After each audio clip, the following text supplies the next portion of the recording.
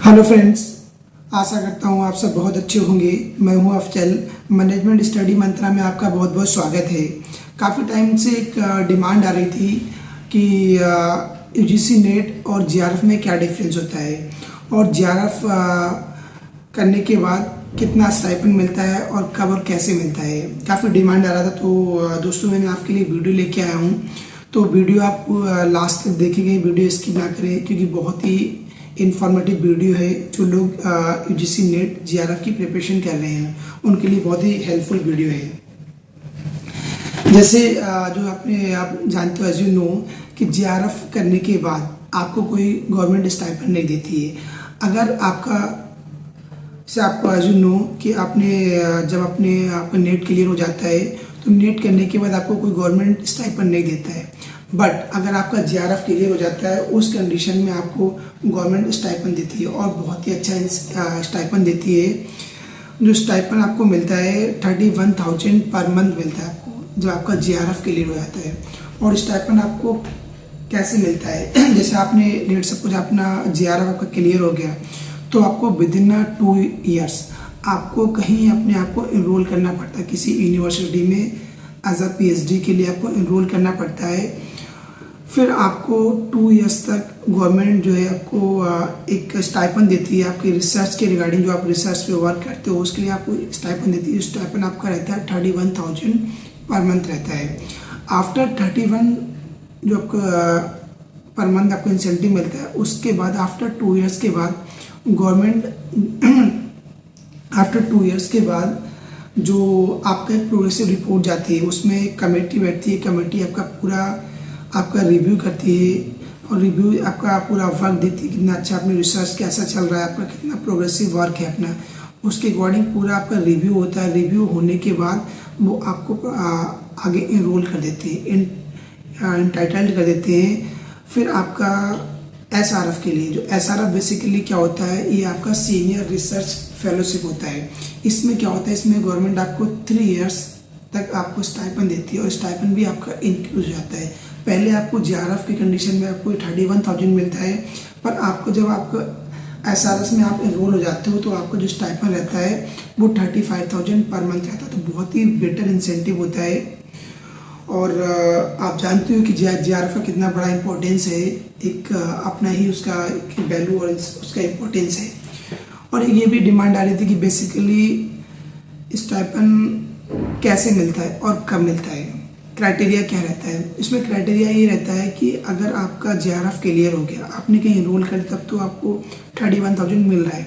अगर ऑलरेडी कहीं आप वर्किंग हो, ठीक है, तो आपका फिर उस बिटवीन आपका जीआरएफ क्लियर हुआ, देन आपको एक ही जगह आपको स्टाइपेंड मिलेगा। आपको ये नहीं कि आप उधर से भी आपको सैलरी ले रहे हो, जहाँ वर्किंग हुआ आप यहाँ से भी, तो आपको एक ही जगह आपको स्टाइपेंड मिलेगा। या आप जीआरएफ लेते हो या जहाँ वर्किंग हो वहाँ से लेते हो। तो मैक्सिमम लोग ये करते हैं कि जो स्टाइपेंड इतना बेटर है 31,000 स्टार्टिंग में, उसके आप प्रॉपर अपने रिसर्च पे वर्क कर सकते हो। गवर्नमेंट का मोटो ही होता है कि जो स्टाइपेंड देना 31,000 की, जो कैंडिडेट है, जो हमारे स्टूडेंट्स हैं जो पीएचडी कर रहे हैं, वो अच्छे से रिसर्च कर सकें, तो उनको इस प्रकार को स्टाइपेंड दिया जाता है।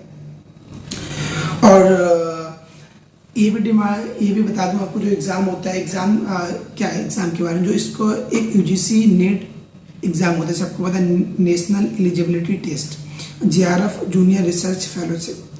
तो इसको कौन कराता है? पहले तो इससे पहले सीबीएसई करा रहा था, पर 2018 के बाद इसको एनटीए कराता है। एक एनटीए एजेंसी है जो एग्ज़ाम कंडक्ट करती है on the behalf of UGC के बिहाफ पे।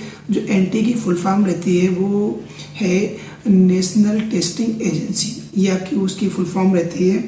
तो ये एग्ज़ाम साल में 2 बार होता है, पर ड्यूरिंग द कोविड की वजह से एग्ज़ाम मर्ज साइकिल में हो रहा है। तो 2 बार जो एग्ज़ाम साल में होना था, पर उसको मर्ज करके अभी एनटीए 1 बार करा रहा है। वैसे तो इसका जो प्रोसीजर है साल में 2 बार हो जाता है। हर सब्जेक्ट का अपना अलग एग्ज़ाम होता है। और बेसिकली इसमें जो एग्ज़ाम पैटर्न रहता है उसमें 2 पेपर्स होते हैं। जो पहला पेपर रहता है उसमें आपके 50 क्वेश्चंस होते हैं और जो 1 क्वेश्चन होता है वो 2 मार्क्स का होता है। तो जो पहला पेपर होता है वो सारा कॉमन पेपर होता है। सारे जितने भी सब्जेक्ट आते हैं यूजीसी नेट के अंदर सभी सब्जेक्ट का जो पहला पेपर है कॉमन है, इसमें 50 क्वेश्चंस हैं, और जो आपका सेकेंड पेपर होता है वो आपके जो आपने चूज़ करा है उस पर डिपेंड करके आपका सब्जेक्ट क्या है। लेट्स सपोज आपका मैनेजमेंट, तो आपको मैनेजमेंट की क्वेश्चंस आएंगे, 100 क्वेश्चन होंगे, या आपका ह्यूमैनिटीज़ कोई सब्जेक्ट है, या आपका कोई साइंस का सब्जेक्ट है, जो भी आपका सब्जेक्ट आप चूज़ करोगे उसके अकॉर्डिंग आपका सेकेंड पेपर होगा। और इम्पोर्टेंट चीज़ में कोई नेगेटिव मार्किंग नहीं होती है। तो ये आपके 100 क्वेश्चन, तो 2 पेपर्स होते हैं, टोटल आपके क्वेश्चन रहते हैं 150 क्वेश्चन होते हैं, और जो टोटल मार्क्स आपके होते हैं वो 300 मार्क्स आपके होते हैं जो पेपर। और जो इसमें एक इम्पोर्टेंट इसका जो पैटर्न रहता है वो ऑफलाइन पेपर नहीं होता है, ये पेपर ऑनलाइन होता है। CBT यानी कंप्यूटर बेस्ड टेस्ट पे ये डिपेंड होता है पेपर, आपको ऑनलाइन पेपर देना पड़ेगा, कोई ऑफलाइन प्रोसीजर इसका नहीं है, काफ़ी बेटर। और जो इसकी एलिजिबिलिटी रहती है, आप किसी भी स्ट्रीम में आप पोस्ट ग्रेजुएट हो, आप अपने जैसे आपने MA किया हो, MSc किया हो, या आप MBA है, MCA, किसी भी आप स्ट्रीम में आप पोस्ट ग्रेजुएट हैं तो उसके लिए आप एलिजिबल हैं। पर आपके जो मार्क्स होना चाहिए आपके पोस्ट ग्रेजुएशन में एटलीस्ट 55% होना चाहिए। कुछ रिलैक्सेशन भी दिया गया है एज पर द कास्ट, जैसे कोई SC में तो उसको थोड़ा छूट दे दिया गया है, OBC छूट दे दिया गया है। तो जो बेसिकली मैंने आपको डिफरेंस क्लियर कर दिया। वैसे जो नेट और JRF में इतना बड़ा बेसिकली डिफरेंस नहीं होता है। डिफरेंस ये रहता है कि अगर जो आप गूगल पे जाओगे, आप लास्ट ईयर कट ऑफ उठा लेना, जो कट ऑफ जाती है नेट की OBC something around 55% cut off जाती है। लास्ट 5 ईयर्स का आप चेक करो, समथिंग 54-55 नेट के लिए जाती है। पर जो JRF कट ऑफ रहती है वो ऑलमोस्ट 10% इंक्रीज हो जाती है। आपका 64-65% आपके मार्क्स आ जाते हैं तो आपका JRF क्लियर हो जाता है। ऐसे ही आपका अगर 55 या 45 मार्क्स हैं तो आपका नेट का एग्ज़ाम क्लियर हो जाता है। तो ये बहुत वीडियो आपके लिए मैंने बनाया था। तो चलिए दोबारा मिलते हैं, ऑल द बेस्ट और थैंक यू। अगर आप इस चैनल पे नए हैं तो चैनल को प्लीज़ सब्सक्राइब करें फॉर मोर इन्फॉर्मेशन। अगर आपको वीडियो अच्छी लगी हो तो आप लाइक करें वीडियो को। Thank you.